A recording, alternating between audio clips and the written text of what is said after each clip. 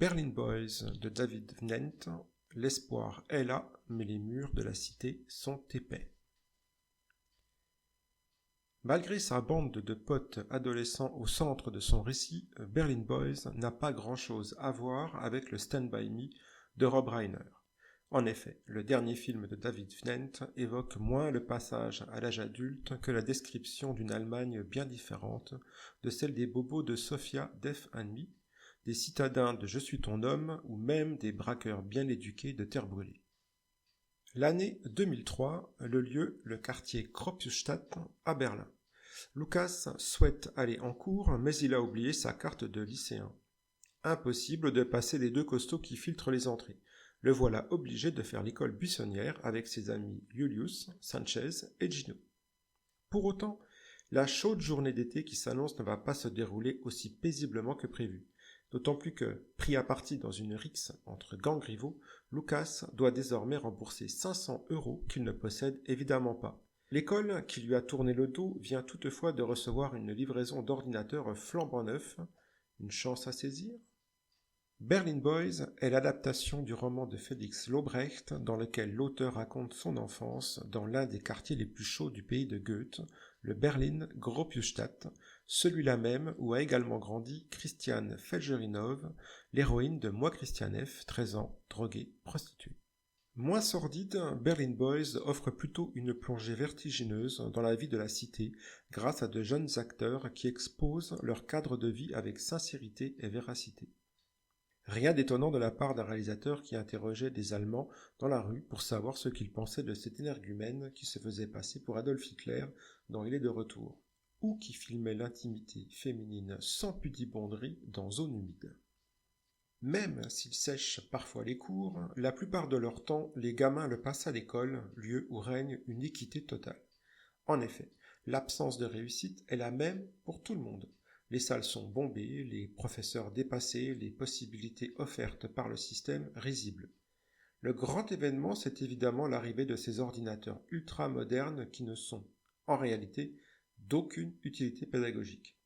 En effet, les gamins ont de toute façon moins l'occasion de taper sur un clavier que sur la gueule du voisin qui habite dans le bloc en face. L'agressivité s'avère effectivement l'une des caractéristiques principales de la vie de la cité. Si la violence est quotidienne, c'est aussi parce que les différents groupes ethniques se font régulièrement la guerre.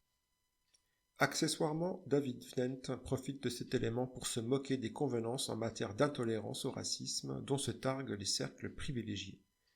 En effet, ici, au Gropiusstadt, la xénophobie est présente à tous les échelons.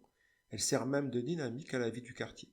Rassurez-vous, l'homophobie n'est pas oubliée non plus, mais en réalité, c'est dans le domaine du langage que la violence s'impose avant toute chose, et les phrases se terminent toujours par une injonction ou une menace. Ainsi, parents et ados se prennent le chou à l'occasion de tête-à-tête qui adoptent l'allure d'altercation verbale dans un allemand multiethnique, mais surtout familier et grossier.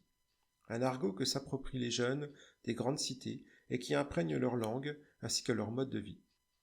Le dialogue est alors impossible avec la génération précédente incarnée par le père de Lucas, invitant son fils à ne pas répondre à la violence, écoutant des chansons des années 70 dans le genre de celle de John Baez, surnommée la Madone des pauvres en raison des revendications sociales et pacifistes.